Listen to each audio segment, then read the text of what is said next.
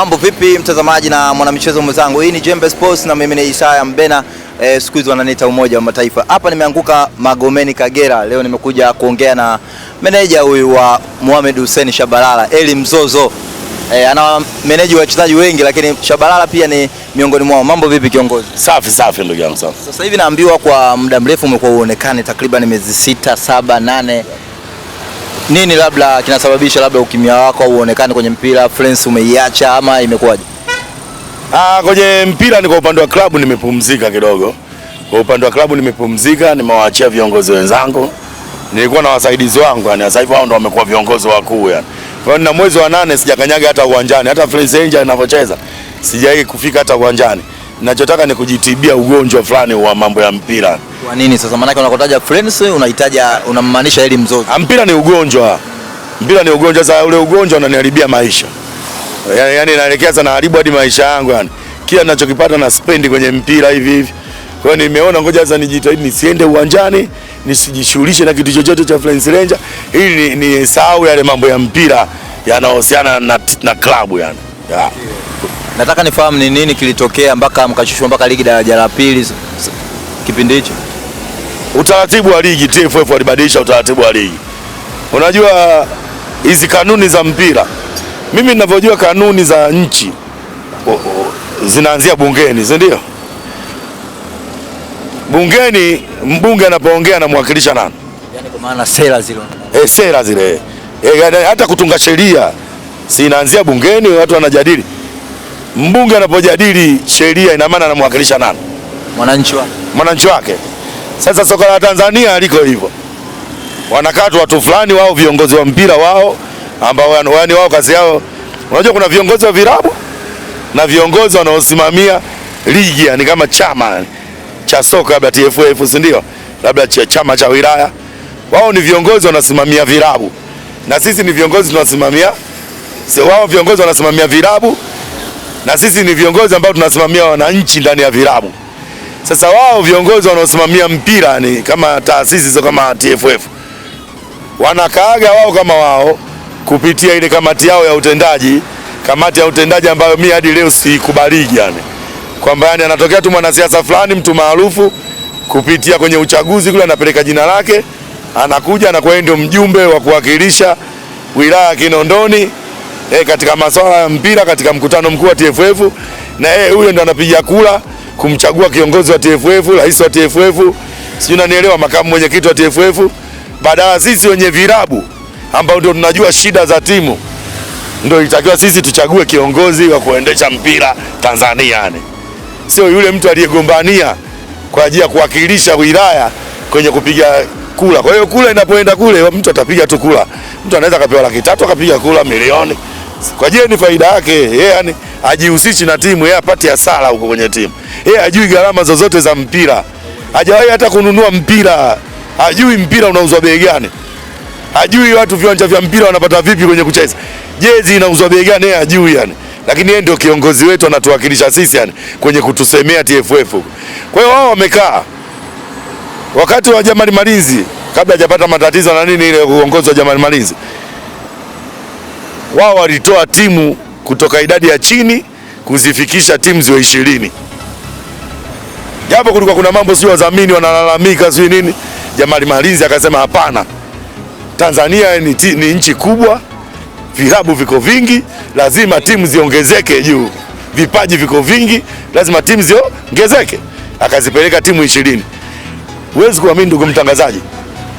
Tulitumia nguvu nyingi sana watu yani. Kupanda kufika huko juu yani tukawa kweli timu zikawa 20. Timu za daraja kwanza zikawa 24. Timu za daraja pili zikawa 24. Baada ya Jamali Malinzi tu kutoka yani, mwaka unaofuata yani tunaambiwa timu zinataka zishushwe tena. Kwa hiyo tunaanza tena kutumia nguvu nyingi yani kushuka kurudi chini. Kwa mfano yani Friends Ranger tulikuwa daraja ya kwanza. Daraja ya kwanza timu zilikuwa 24.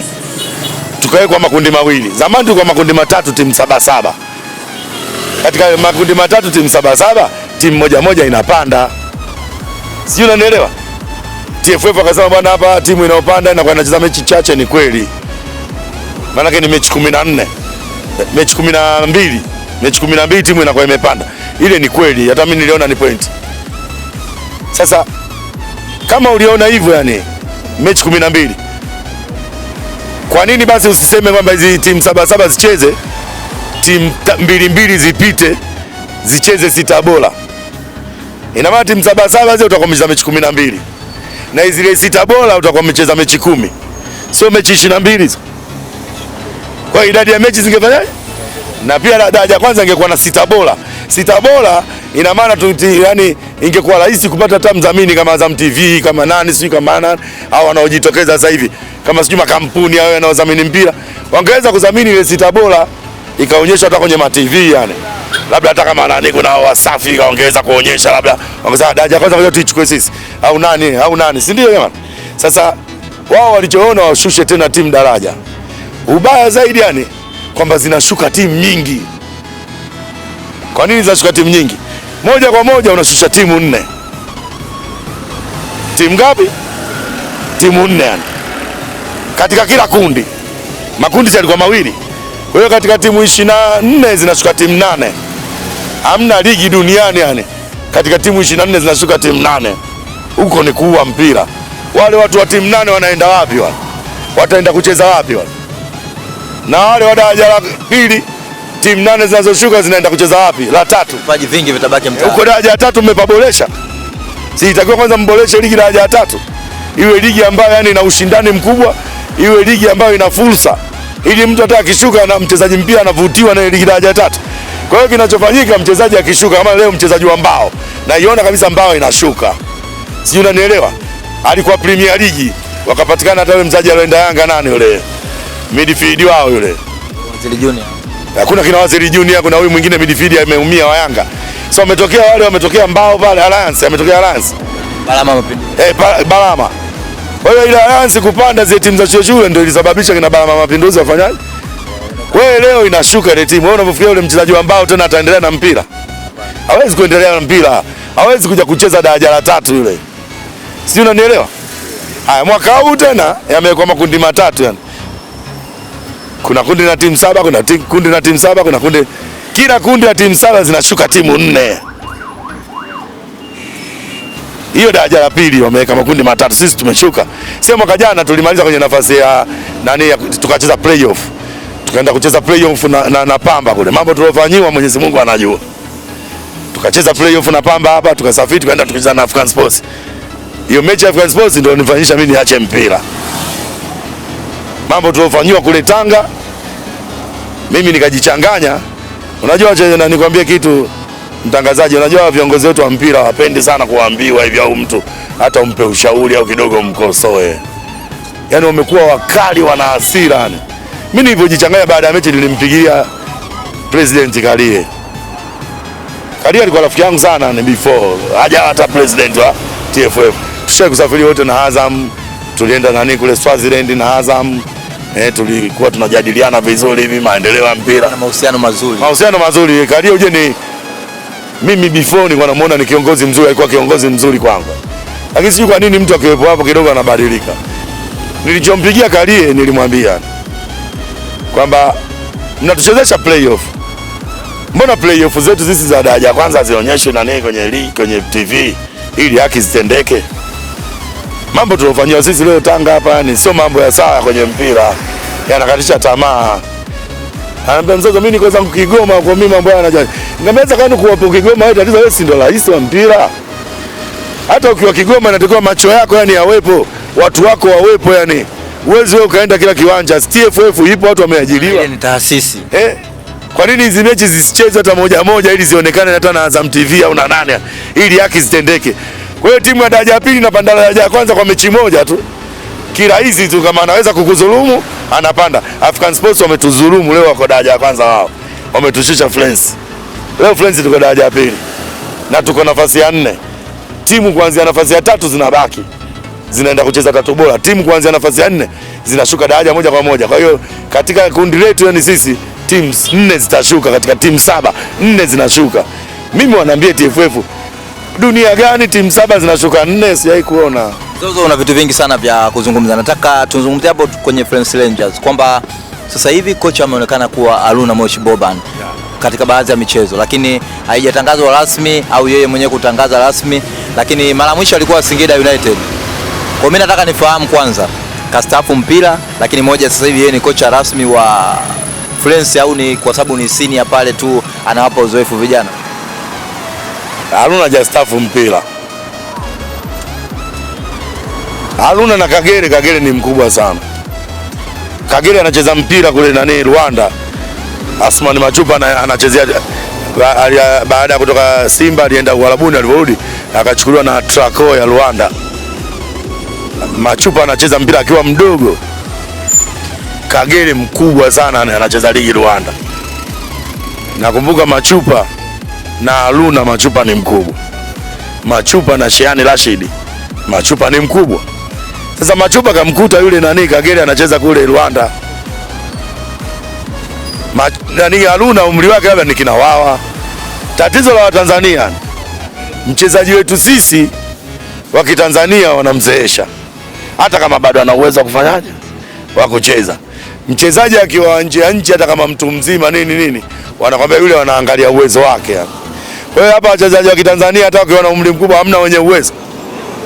Wapo. Roho mbaya ndio tatizo. Kwa hiyo Haruna amekutana na roho mbaya nyingi kwenye mpira.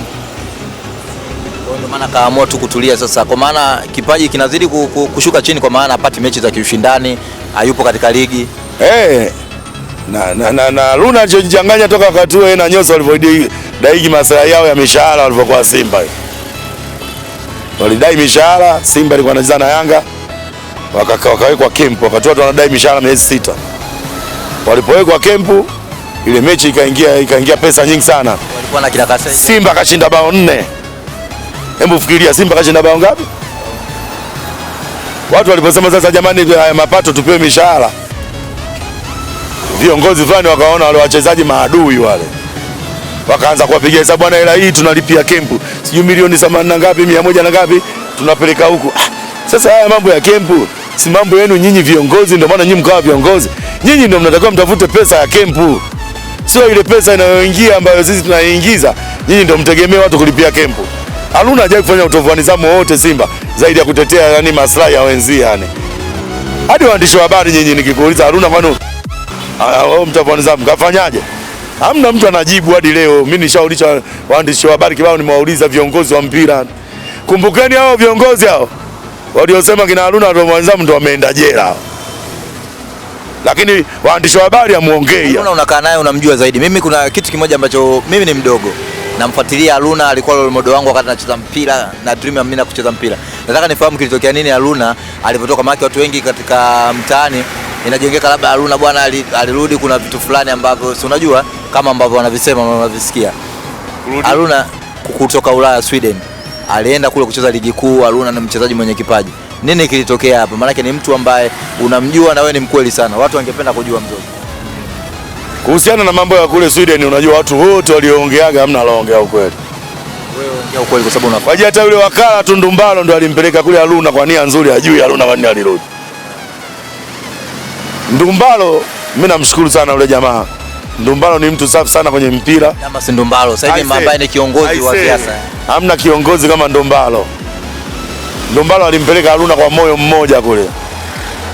Lakini Ndumbalo alipoenda kule, ile nafasi ya pale yeye alimpeleka Haruna ili akampachike kule ili acheze, ili baadaye ionekane kwamba Haruna ili waende mbele zaidi. Lakini kumbuka kwa wakati ule Haruna kwa eji yake, yeye alikuwa ni mtu yuko kwenye kutafuta maisha tena, sio kwenye kuonekana. Sasa yule aliyeshirikiana na Ndumbalo kumsababisha Haruna aende wapi? Aende Sweden.